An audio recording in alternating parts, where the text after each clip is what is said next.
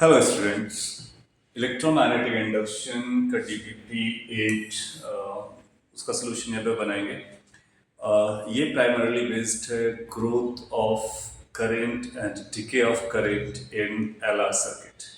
तो जो LR circuit आपने पढ़ा है उस पर करंट कैसे ग्रो करता है, कैसे डिके करता है, उन पॉइंट्स के कॉन्सेप्ट्स का यहाँ एप्लीकेशन है। Let's start from the first question. Question number one, quite simple. It says LCR represent the physical quantities inductance, capacitance, and resistance. We are familiar by now. The dimension of these combinations में से आपको बताना है कौन सी frequency को indicate करता है. So we know कि RC time की dimension लेके चलता है. So RC is equal to tau time. So 1 upon RC will be frequency. इसका मतलब 1 अपॉन आर सी फ्रीक्वेंसी लेके आएगा।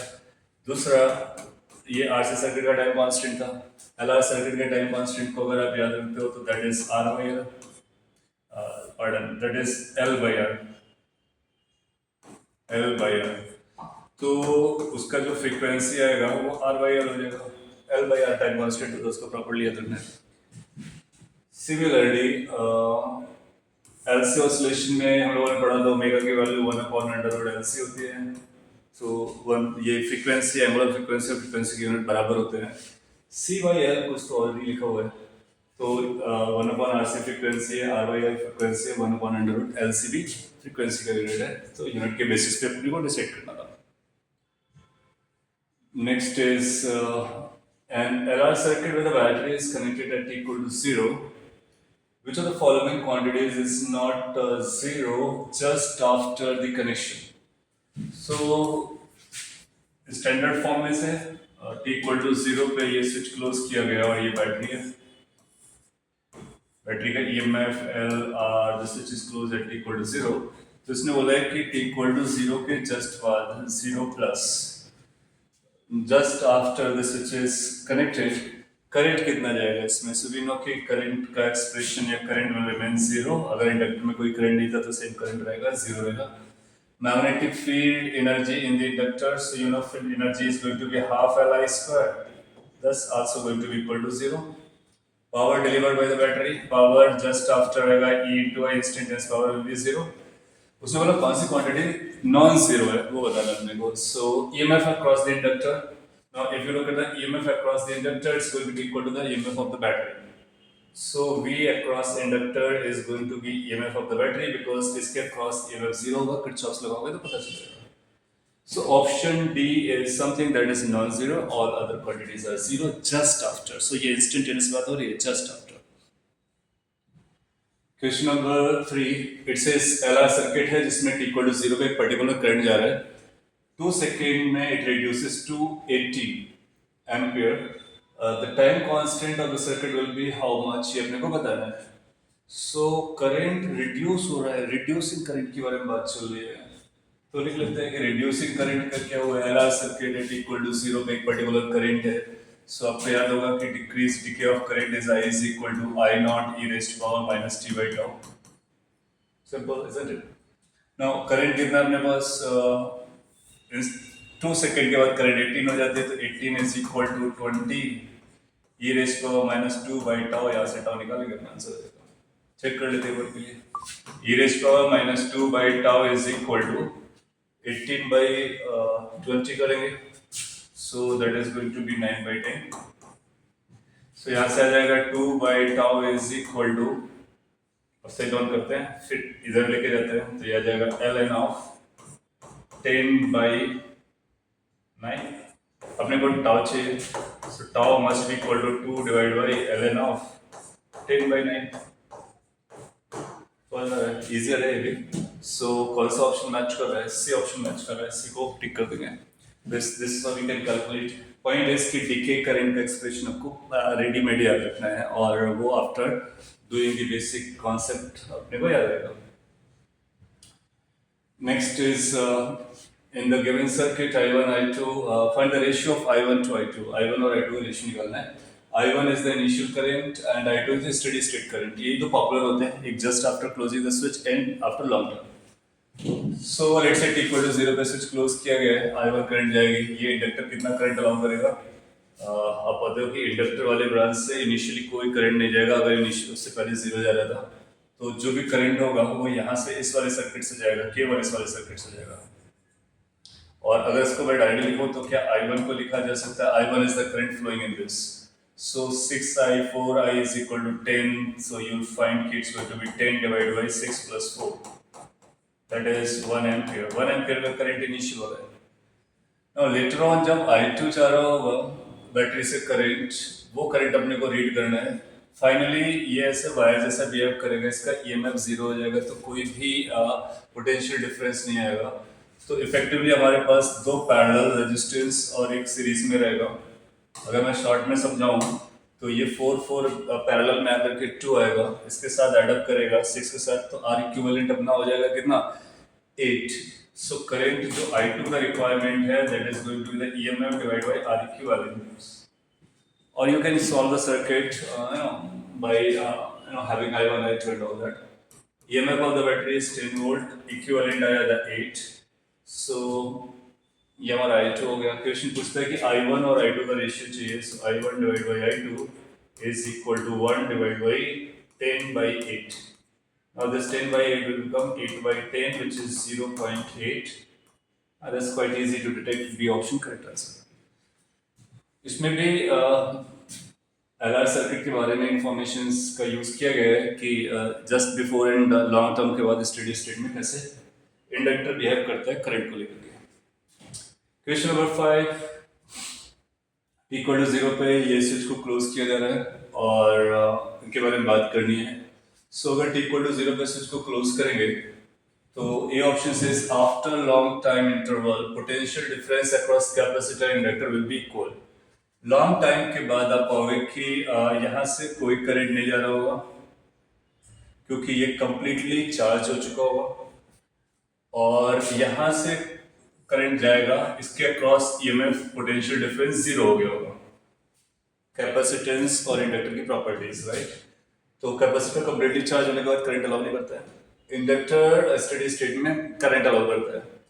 सो इसने बोला कि लॉन्ग टाइम के बाद पोटेंशियल डिफरेंस है क्रॉस कैपेसिटर, कैपेसिटर के क्रॉस पोटेंशियल एक अच्छा खासा आएगा क्योंकि कंप्लीटली चार्ज है, and inductor will be equal. No, inductor के क्रॉस EMF 0 होगा, पोटेंशियल डिफरेंस 0 होगा, तो स्टेडी स्टेट में inductor will have no EMF across it.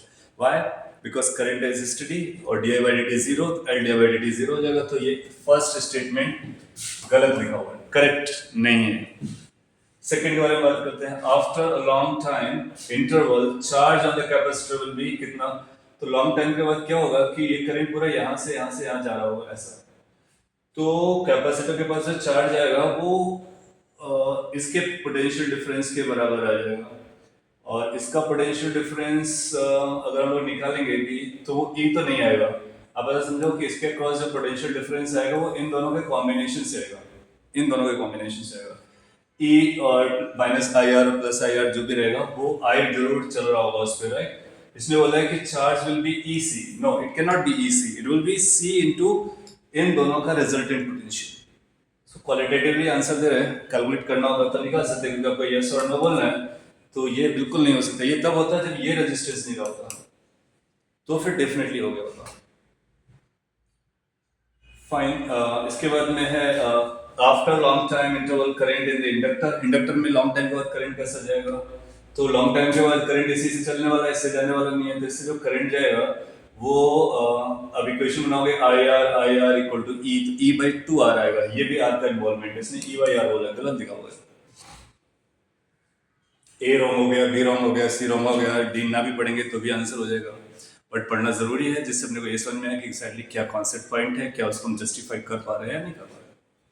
It says after long time interval current through the battery will be same as the current through the initially. So देखो अगर जो initial current के बारे में बात करोगे तो इनिशियल करंट केवल यहाँ से जा रहा होगा, यहाँ से नहीं जा रहा होगा, that will be E divided by 2R। और लॉन्ग टर्म के बाद बैटरी से अगर हम बात करेंगे करंट के बारे में तो इस वाले सर्किट में भी 2R ही मिलेगा। सो ये I फाइनली भी हो जाएगी, लॉन्ग टर्म के बाद भी हो जाएगी। That's the statement in the D and we need to agree with it, so that's correct। Question number 6, ये भी काफी अच्छा क्वेश्चन है जो इंटरप्रिटेशन बेस्ड है और मतलब जो आपने पढ़ा है बस उसी का एप्लीकेशन है। इसने बोला आई वर्सेस टी ग्राफ बनाया गया है किसका, एलआर सर्किट का, जिसमें ईएमएफ के साथ कनेक्ट किया गया है। सो ये जो करंट का एक्सप्रेशन आता है आई इज इक्वल टू, आपने पढ़ा था, अगर मैं इसको पूरा प्रॉपर लिखूँ तो E by R with in bracket 1 minus E raised power T by tau. जहाँ पर टी के मतलब होता है वो आर, मतलब टाउ के लिए हम आर बाई ऐसा लिखते हैं, तो टाउ हमारा एल बाई आर हो जाता है। इसी का ग्राफ ऐसा जाएगा, ए और बी दोनों इसी के ग्राफ हैं। अब इसने ए और बी में डिफरेंस क्रिएट किया हुआ है। The relation between these two are shown in this a graph. ए हमारा पहला ग्राफ था, फिर कुछ चेंज किए हैं वन और मोर पैरामीटर ईआरएल में, ईआरएल में चेंज करना है। सो आप चेंज करने वाले हो या तो ईएमएफ ऑफ द बैटरी में, या फिर रेजिस्टेंस ऑफ द सर्किट में, या फिर इंडक्टेंस में। और अपने को बताना है कौन सा चेंज बी ग्राफ को लेके आएगा, कौन सा चेंज बी ग्राफ को लेके आएगा। ये चार चेंज दिए गए। पहला पढ़ते हैं ए से ई और आर को वही रखते हैं। अच्छा देखो दोनों में क्या है, सैचुरेशन करंट बराबर है, दोनों के सैचुरेशन करंट बराबर होंगे। और सैचुरेशन करंट जो आई मैक्स होती है, आई नॉट जिसको बोलेंगे, वो ई बाई आर होता है, ये आई नॉट है। तो ई बाई आर का रेशियो वही रहना चाहिए। ई बाई आर के रेशियो को वही रखने के लिए ई और आर को या तो कांस्टेंट रखो तो भी वही रहेगा, या फिर सेम अमाउंट से चेंज करो सेम फैक्टर से तो भी वही रहेगा। तो पहला होता है ई आर को कांस्टेंट रख लेते हैं, चलता है। एल को चेंज करना पड़ेगा देन। अब एल को इंक्रीज करना है डिक्रीज करना है, ये देखते हैं। बहुत सिंपल सा पॉइंट है, इसकी इनिशियल स्लोप देख लो। इनिशियल स्लोप ए की ज्यादा है, बी की कम है। तो अगर इनिशियल स्लोप के बारे में बात करेंगे तो इसको रेट ऑफ चेंज निकाल लेते हैं। D I upon D T that is going to be equal to, when you are going to simplify that's going to be like E divide by L, R R cancel हो जाएगा, E raised power minus R T by L. और T equal to zero के अगर हम लोग slope की बात करेंगे, टी इक्वल टू जीरो की स्लोप की बात करेंगे, तो इसकी जो वैल्यू आएगी at T equal to zero, you will find this value is going to be E by L. Clearly B का स्लोप कम है, और अगर आपने ई को कांस्टेंट रखा है तो बी के स्लोप को कम करने के लिए एल को बढ़ाना पड़ेगा।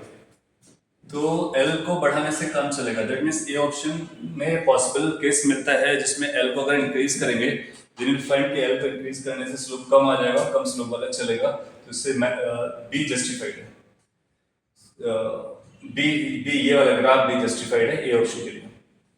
बी ऑप्शन बोलता है ए और आर को कांस्टेंट रख लो, ठीक है, इससे हम सैचुरेशन करंट को मेंटेन कर लेंगे।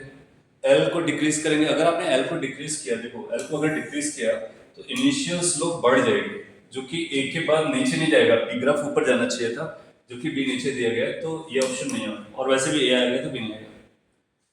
सी बोलते हैं ई और आर दोनों को हाफ कर दिया गया। अगर दोनों को हाफ करेंगे तो सैचुरेशन करंट मेंटेन हो जाएगी। एल को कांस्टेंट ट्रीट करते हैं। अब सोचो कि अगर हमने ई और आर को हाफ किया है तो ये जस्टिफाइड हो गया, और एल को कांस्टेंट रखा है, ई हाफ होने से स्लोप भी कम हो गया है, तो स्लोप को भी जस्टिफाई कर रहा है। So C can also be a possible response.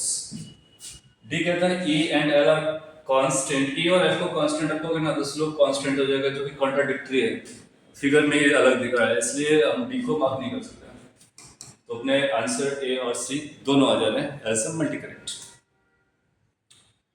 Question number 7, a solenoid of resistance 50 ohm and inductance 80 Henry is connected to a 200 volt battery. So इसको पढ़ते हैं, कैरी करते हैं। 200 volt battery. How long will the current take to reach 50% of its final equilibrium value? So L दे रखा है अपने को 80 Henry, R दे रखा है, so लिख लेते हैं यहाँ पर। L is 80 Henry, R is 50 ohm, EMF is 200 volts, so LR circuit हो गया। इस LR सर्किट में एक करंट जाती है, हम लोग जानते हैं कि जो मैक्सिमम करंट होता है that is E by R। अब इसकी वैल्यू निकालने में पड़ी तो ये आएगा 200 divide by 50 that is 4 ampere का मैक्सिमम करंट है। और किसी भी इंस्टेंट ऑफ टाइम में करंट देखेंगे तो आएगा that is I not 1 minus E raised power T by tau. इस फॉर्मूले से गवर्न होता है। So how long will the current take to reach the 50%? अगर इसको इसका 50% कराना है that means you need to write it's I not by tau 2 is equal to I not 1 minus E raised power, ये लिखा हुआ है R T by L, R L अपने को पता है तो इसकी वैल्यू निकाल सकते हैं। अब इसको सॉल्व करना I don't think big deal है, तो मैं सॉल्व कर देता हूँ। ये कैंसिल हो गया, हाफ बचा, वन गया तो हाफ बचा, तो हाफ की जो वैल्यू आ रही है वो E raised power minus R by L भी निकाल लेते हैं, आर 50 है और एल दिस है तो 5t/8 हो गया। टाइम निकालना है अपने को, इसको फ्लिप मार देते हैं, e raised power 5t/8 is equal to 2, so 5t/8 is equal to ln2। ln की वैल्यू, ln के टर्म में भी आंसर दे सकते हैं। जो 8 t की वैल्यू आ रही है that is 8/5 into ln2। After this much time you will find कि उसका करंट जो है 50% हो जाएगा मैक्सिमम वैल्यू का, राइट। इसको और भी सिंपलीफाई करके एग्जैक्ट आंसर निकाला जा सकता है, और ये सेकेंड्स में आ गया। दूसरा बोला calculate the maximum energy stored. Now Umax maximum energy stored कितना आएगा? Can I say it's going to be like half L I naught के square? Maximum current जब जाएगा उसमें maximum energy stored हो जाएगा। half L is 80। I naught अभी थोड़ी देर पहले निकाल दिया था, 4 square of 4, so ये आ जाएगा 80 into ये बनेगा आपका 16/2 that is 8, so 640 जूल के बराबर एनर्जी जो कि मैक्सिमम एनर्जी है स्टोर्ड होगी, और डायरेक्ट फॉर्मूला बेस्ड था, इसको आप लगा सकते हो। क्वेश्चन नंबर नेक्स्ट 8 रीड करते हैं। Find the value of t by tau for which the current in LR circuit builds up मतलब ग्रोथ ऑफ द करंट की बात चल रही है।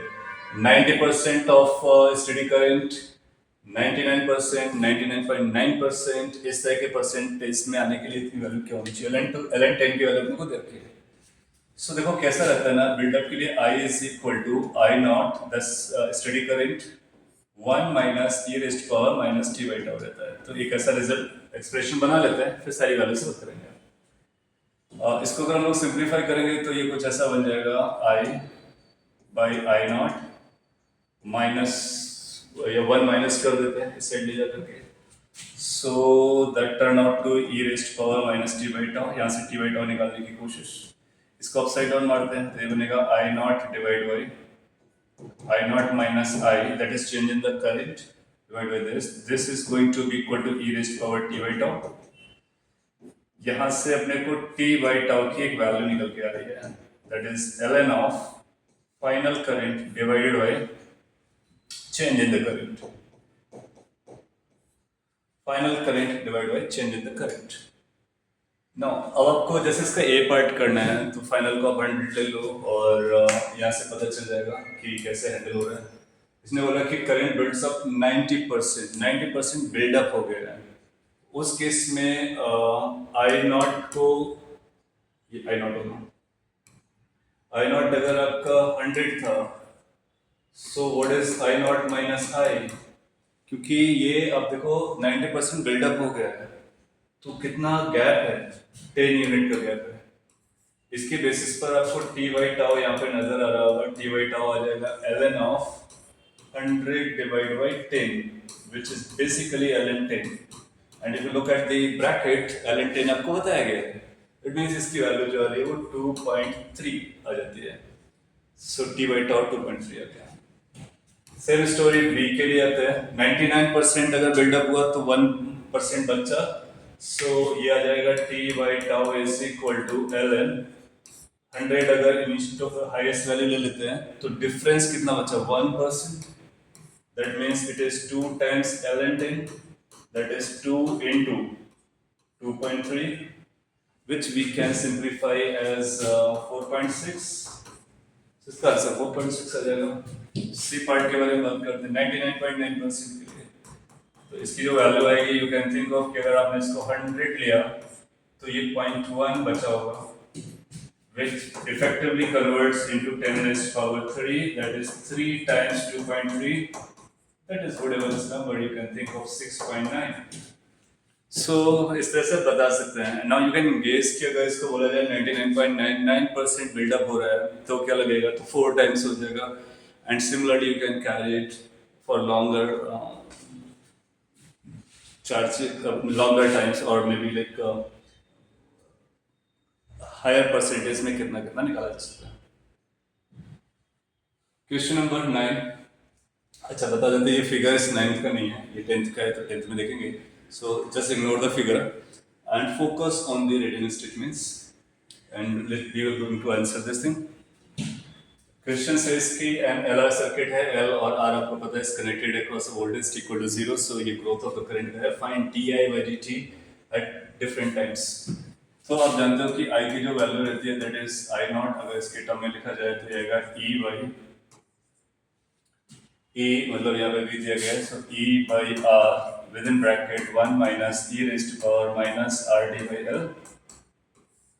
ये स्टैंडर्ड एक्सप्रेशन है और आपसे पूछा जाता है कि D I by D T निकालिए. So just find D I by D T. ये जो D I by D T आएगा after doing this thing you are going to get E by L E raised power minus R T by L. अलग अलग time में पूछा गया है, जैसे कि if you look at this T equal to zero, T equal to zero.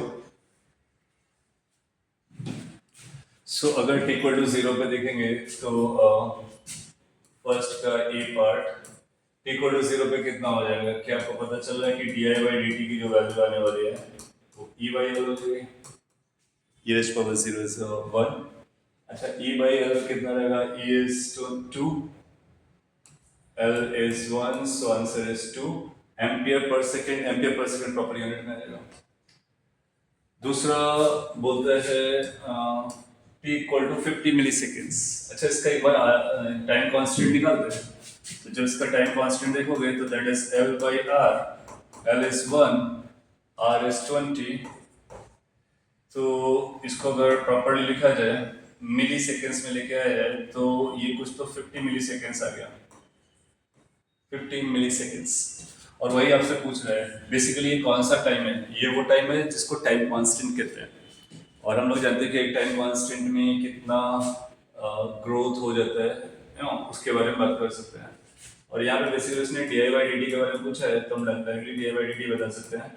सो ये आ जाएगा E by L into E raised power minus 1, क्योंकि टाउ और टी बराबर हो चुके हैं. So that is basically E divide by E into L. Numerical value calculate करना होगा तो आप बोलोगे ई बाई एल अभी निकाला था, कितना आया था 2, और 1 बाई ई की वैल्यू 0.37 होती है. इसको सिंप्लीफाई कर देंगे तो 7.4 के आसपास आ जाएगी. तो ये D I by D T आ गया. उसके इसके लिए सी पार्ट पर आता है T tending to infinite after long time. So अगर टी को इनफाइनाइट टेंड कराओगे तो D I by D T zero को टेंड कर देगी. और वैसे भी इनफाइनाइट केस में इनफाइनाइट लॉन्ग टाइम के बाद में करंट स्टेडी स्टेट को अचीव करती है तो उसका रेट ऑफ चेंज कैसा हो जाएगा, जीरो हो जाएगा. फर्स्ट पार्ट के सारे पार्ट हो जाता है. सेकेंड बोलता है कि what are the values of self induced EMF in the circuit in this field. सारे टाइम्स के लिए सेल्फ इंड्यूस्ड ईएमएफ कितना आएगा. अगर हम सेल्फ इंड्यूस्ड ईएमएफ के बारे में बात करें तो ई की वैल्यू आती है L D I by D T. Now आपने देखा कि D I by D T हमने तीनों केस के लिए निकाला है. एल की वैल्यू 1 है तो इसके भी तीनों केस के आंसर वही हो जाएंगे. जैसे फर्स्ट का 2, सेकंड का 0.74 और थर्ड का 0.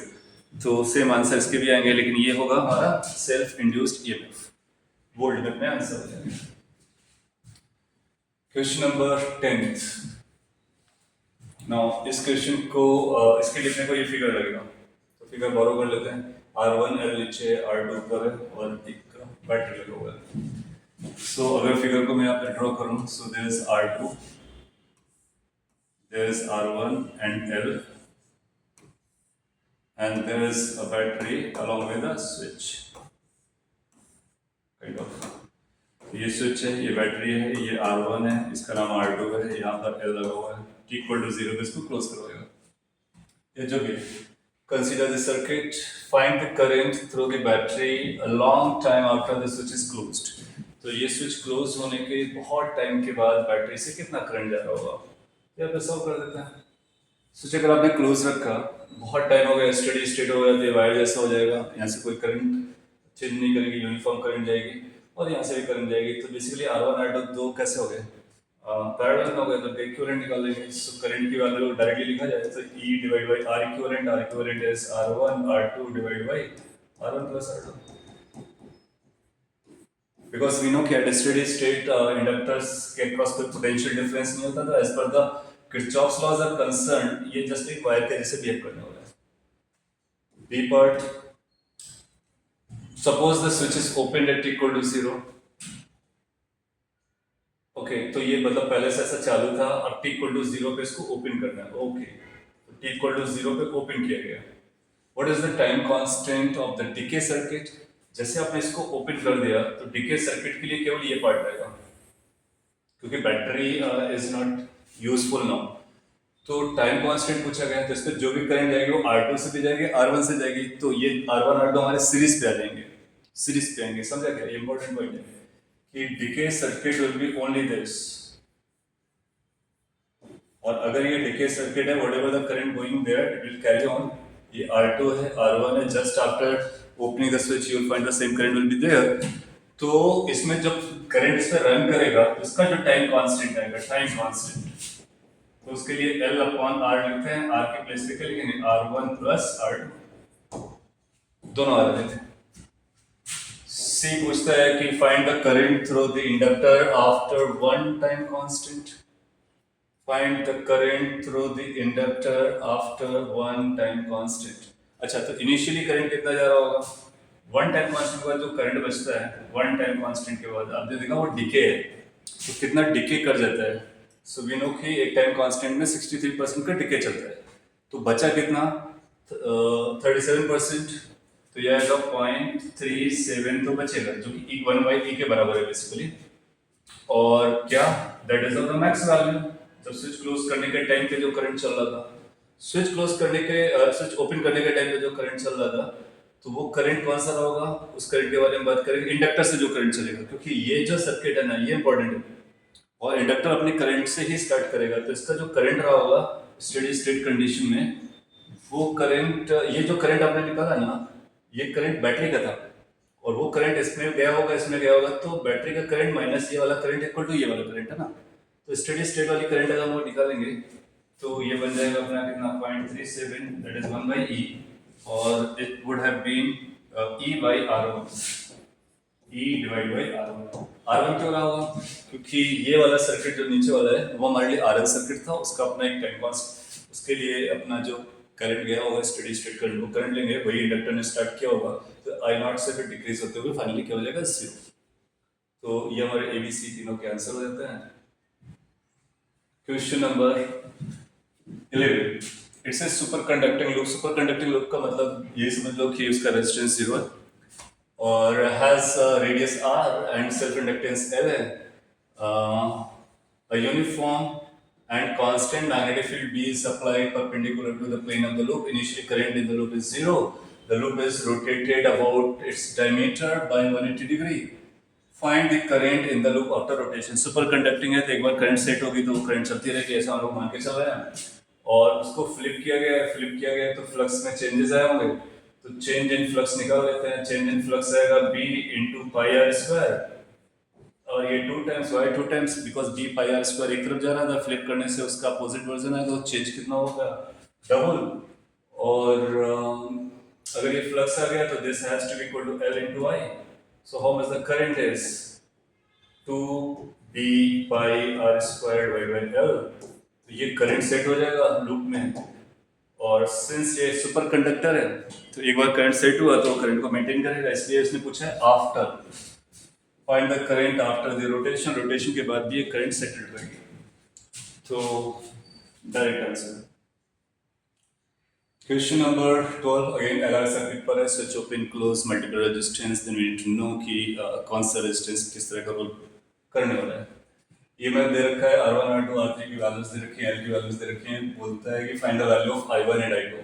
अगेन हम लोग जल्दी से निकालेंगे based on the graph. t equal to 0 पे इसको क्लोज करा देते हैं.